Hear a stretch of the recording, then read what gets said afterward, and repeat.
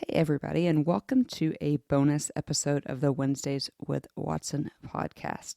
It is March the 1st of 2022, and the last couple days I simply have not been able to get out of my mind the importance of protecting my peace. As the events of the world unfold, I think it's also important for you, my trauma tribe, those who love us, and even just citizens of the world to understand the importance of protecting our peace. So let's step into the healing zone as I attempt to talk with you about how I am attempting to regulate my own nervous system, some things I am doing to protect my peace, and the importance of doing that for all of us. So let's step into the healing zone as we attempt to do that today. I stood in my kitchen and I was pacing because my hands were shaking. And after the 12th phone call, I was out of energy, I was out of tears, and I was out of the ability to speak another single word. Because you see, after the 12th person on those phone calls that I had to tell they no longer had a job, I just dropped my phone and tears began to flow. And I began wondering what my life would look like as I was convinced that I had lost a 26-year career. The month of March will never be the same, because many of us remember March of 2020 when the world was turned on its ear and nothing felt safe. And for a while, that feeling was actual reality, as many navigated the crooked road of uncertainty and fear as a microscopic virus yielded macroscopic consequences. We were all charged with our part. We obeyed the safer at home orders and all the things that came after it. Some of those things only caused division and strife and more situations where our safety felt compromised and our hearts were broken because of the death of so many and more civil unrest. I find myself still in this place today as we are nearing a grim milestone with almost 500,000 COVID-related deaths in America alone. I've lost count of the amount of people who have lost their lives to injustice, and now we have an entire continent on the brink of what many fear will be a global conflict, perhaps even a world war. The Wednesdays with Watson podcast has listenership all over the world, including much of Eastern Europe. Today we find ourselves in unfamiliar waters. For the generations of today, by and large, we have no context for the current events. Some of us only know of such global trauma from history books. So here we are, a traumatized people somewhere near the end of the pandemic, as I mentioned, having realized almost 500,000 COVID-related deaths in America alone. Civil unrest has rocked our worlds, and many of us find ourselves paralyzed, unable to move. The unrest and the injustice in Eastern Europe is hard to watch. The threats cut us deeply, and we worry about safety, and everything inside of us results. And at some point, the fear and lack of felt safety commandeers our entire beings. There's one thing true today, March 1st, 2022, and this is a message to anyone out there, not just those of us with PTSD or those that love us. Because you see, guys, it's all too much. We simply were not created to bear such global trauma and civil unrest. It touches the very core of our fears. We long for safety within not just our families, but our communities. As an American, perhaps the events in Europe are a little less scary because we watch them unfold from the safety of our homes, often on huge flat-screen TV hung on walls of homes that many in the world cannot even dream of having. Yet for me, a complex post-traumatic stress disorder patient, my world is rocked, my brain is full, and I am out of tears. Watching the world fall apart is scary, and many of us need help navigating some of these uncertain and scary waters. Besides fear, a prominent emotion is that of empathy for those who have suffered and who are suffering. And if we are not careful, empathy alone can serve as a fray in the fabric of our beings. And empathy overload can and will take us to places we don't want to go, and the road back is so difficult. So, how then shall we live? Not only those with PTSD, but as citizens of the world. How do we live in a world that is not safe? How do we continue to thrive despite all of it? And how can we protect our peace? Because you see, peace is essential, and without it, all of us are living subpar lives. And you better believe that our bodies are keeping the score. In his book, Take Your Life Back, John Eldredge suggests a few ways we can protect our peace.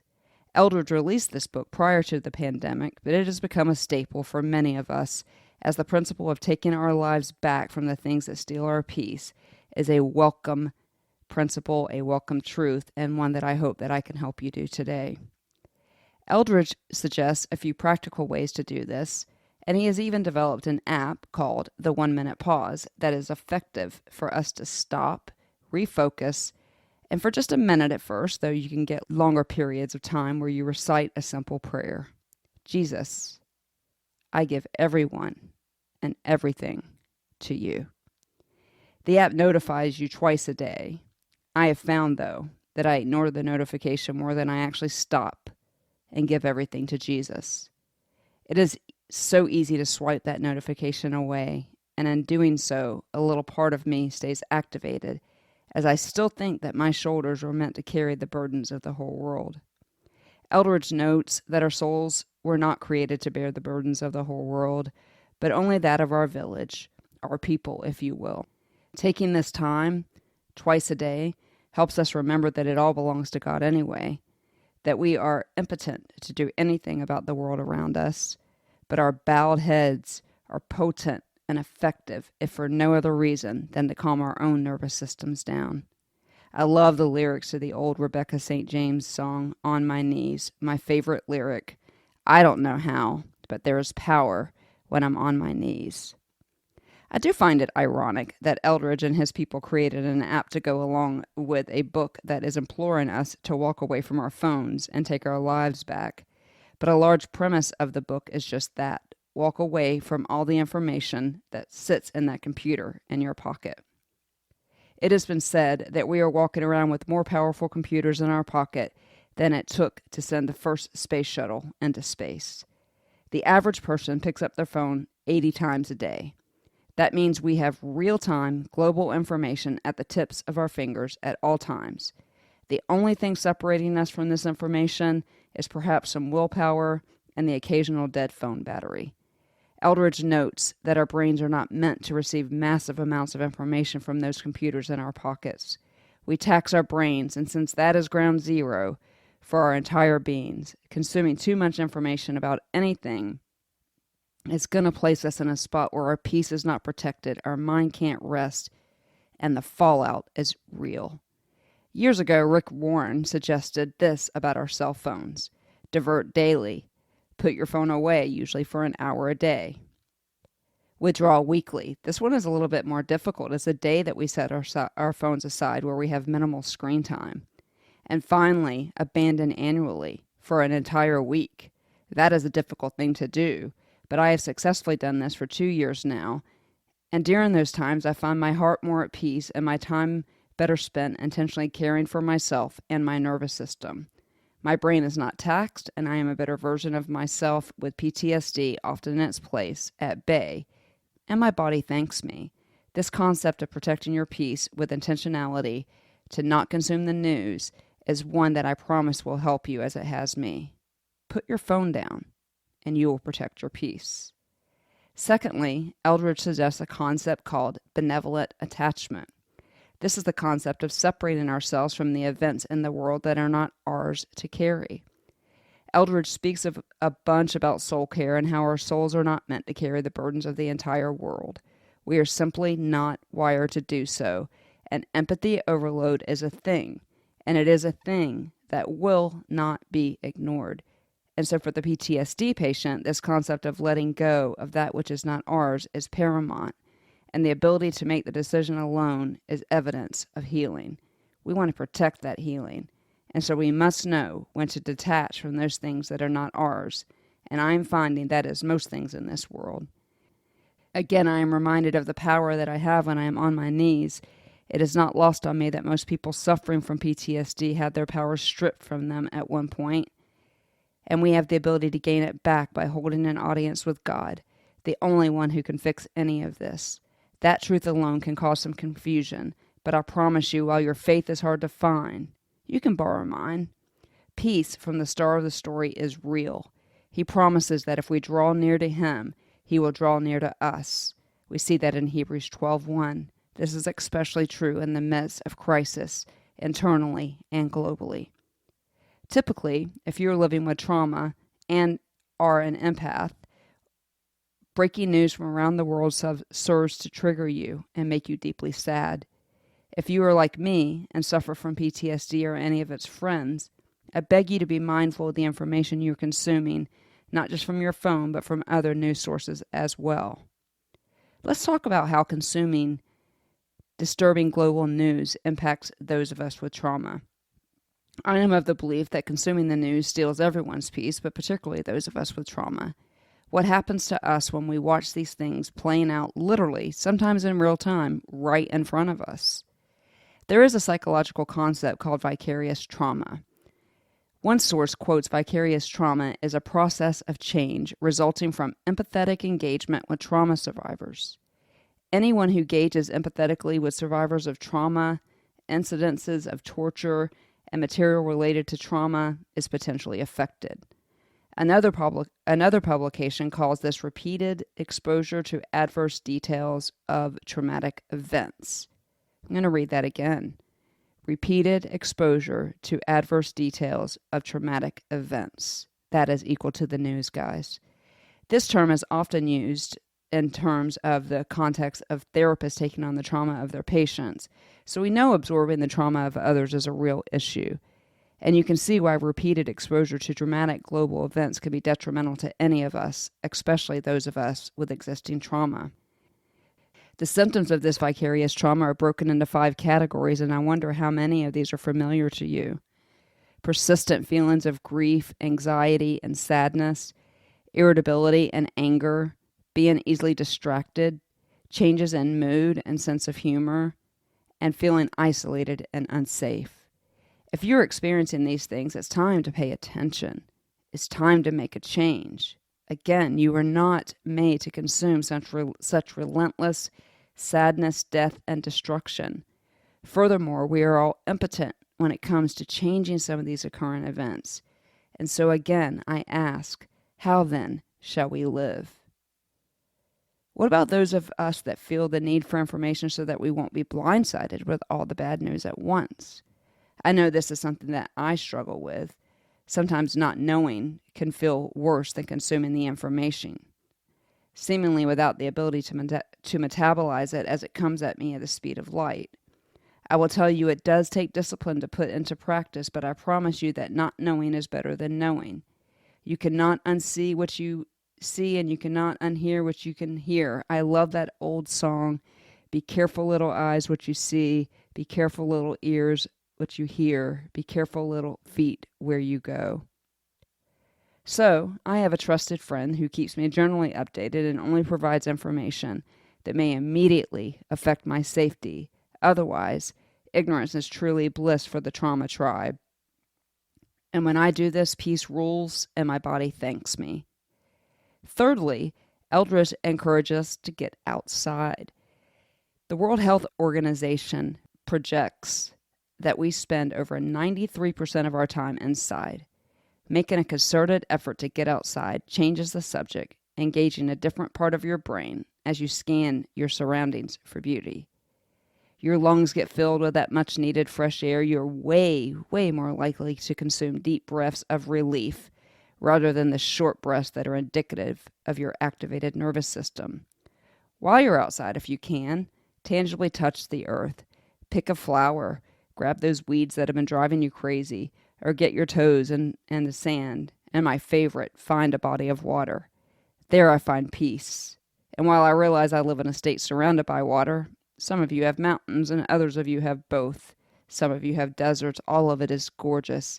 Either way, paying attention to beauty of the earth restores any peace that you have lost and also adds to it.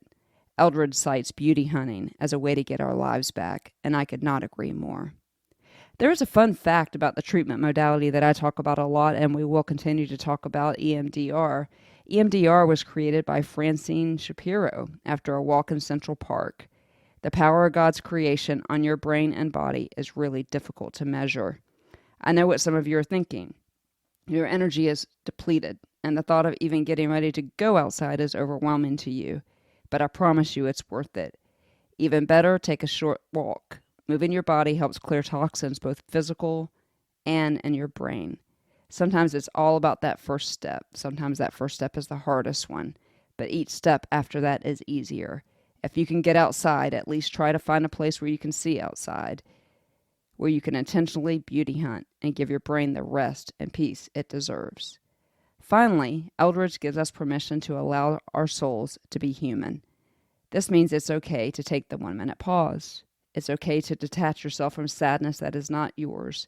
And it's okay to take time to get outside and look for beauty of the world.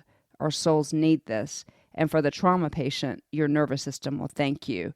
And you will not push your brain outside that window of tolerance we often discuss and will discuss more in the coming days. I know what you're thinking. All of this sounds good in theory, but more difficult to put into real-life practice. But we must. It is essential. God did not create us to live in such activated states all the time. Jesus' completed work on the cross came at a heavy price for him, but a great benefit for us. Jesus promised that we would have trouble in this world in Matthew 16:33, but he also told us to take heart because he has overcome the world. Do we really believe that? He told us in Matthew 11:28 that we can rest, that his yoke is easy and that his burden is light. He reminds us in 1 Peter 5:7 to give him all of our burdens, that he cares for us. We also know that he understands our sufferings and promises that it isn't for nothing. Romans 8:18 promises that the suffering of this present world are not worthy to be compared to the glory that will be revealed in us. Often we use these scriptural principles for ourselves and forget, though, that these promises are also true for those around the world for whom we empathize, but must attach ourselves actively, realizing this is not a burden we can bear, but we can take it to the star of the story, because he is the star of everyone's story. Protecting our peace in a world that is without it also requires us to understand the concept of rest. And right now you may need more of it than you did before, and you must give yourself permission to rest. So many times, those of us with PTSD and any of its friends don't recognize rest as an issue that we must pay attention to, just as if we were physically ill. Many times we are less guilt-ridden when we rest if the doctor or a thermometer tells us to do so. But what about when your trauma tells you to rest? What about when the world's trauma has gotten you and demands that you rest? Because you see, rest brings peace. I love Exodus 14:14. You be still. I will fight your battles for you. Surely the battle of the pandemic, civil unrest, or the conflict in Europe aren't ours individually to fight, but the effect on us is our battle. And simply resting in the sovereignty of God brings peace. And so I hope that you will take time today to take care of your mental health. Protect your peace by getting your life back. Keep your peace by handing it back to the one that it belongs to anyway, the Prince of Peace, and the reason that we can have it. Finally, remember the promises of Isaiah 43. Go read it. I promise you'll be encouraged. You are not alone, and you never will be. While this world seems unbearable, know that we have been given everything that we need to not just survive, but thrive. It is my prayer those of you out there who are suffering or have lost your peace will take life back and hand it to the King of the world, who knows you better than you know yourself. He loves you, and he loves me, as all the people in the world that are suffering. We don't understand suffering, but we understand the truth of Romans 12:12. Be joyful in hope, patient in affliction, and faithful in prayer. I know there are those of you who do not share my faith in the star of the story, the one that gave his life so that we can have the peace that passes all understanding. If you would like to get to know him, I would like to help you. Just press that Contact Amy button in the show notes. I do not get behind this mic with this message today and pretend any of it is easy. But I do know that practicing some of these things will help us get our peace back, and it will help us protect our peace. Whether it is your trauma speaking or you're at critical mass with the sadness of the world, it is imperative that we all hand it over to the one that can and is perfecting all that is concerning not only us, but the citizens of the world. So before you pick up that computer in your pocket or you consume the news from around the world, think twice and protect your peace. And know that it is promised to you in Isaiah 26:3, where the Bible says, I will keep him in perfect peace whose mind is stayed on thee, because he trusts in me. Do you trust him? If not, my prayer is that you will, and that you will live in peace. Protect it as a valuable commodity that it is, remembering the heavy price Jesus paid so that we could have it. And as we are tempted to indict him for the sufferings of the world, we remember again that he promised this suffering in John chapter 16, but that he also promised to be our ever-present help in trouble in Psalms. He promised that we can hide under the shadow of his wings in Psalm 91, under the cleft of the rock, and again, an ever-present help in trouble. Draw near to him today, guys. He is waiting with open arms for your exhausted self to collapse into his arms. And as you are there, he reminds you by his scars that he is not unfamiliar with these sufferings. Run to the Father, y'all. It is hope. Hope and peace will rule your heart and mind, and you will then realize the abundant life in spite of circumstances. I promise it's true, y'all. Give it a try. Take your life back. Protect your peace, and be sure to share it with others. And one more thing, and this is the reason you should always protect your peace. Here it is. You know it by now. You are seen. You are known. You are heard. You are loved. You are valued. Everyone in the world is all of those things. And when we draw near to the cross, we are drawing near to the one that longs to give us comfort. He wants us to give him our cares. He asks for them. He can handle them because he cares for you. And he cares for those for whom our hearts break. Finally, remember your true power comes on your knees in the war room. Speaking of that, if I can pray for you in any way, it would be my honor to do that. Just hit that Contact Amy button and let me know, and I will definitely be in prayer for you. I would also love to hear if any of you will take me up on Rick Warren's challenge. How many of you will heed the advice of John Eldredge? Will you take your life back and protect your peace? If you are joining me in this endeavor, I would love to hear about it. Again, just hit that Contact Amy button.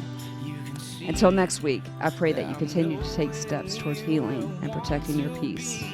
We will see you here in the Healing Zone next week with a recap of trauma and the Enneagram. After that, we will begin to explore trauma in the home, particularly as it pertains to childhood trauma. We will have stories of hope and knowledge of professionals for that series, so you're not going to want to miss it. Make sure you're following or subscribe to the podcast, or follow me on Instagram. Again, that Contact Amy button, so that you are aware of all of these episodes. I wish you peace today, guys. I wish that you would protect your peace today. And until then, I will say it again. You are seen, you are known, you are heard, you are loved, and you are valued. Let my life glorify you and teach me to walk beside you. I want to be more like you, so let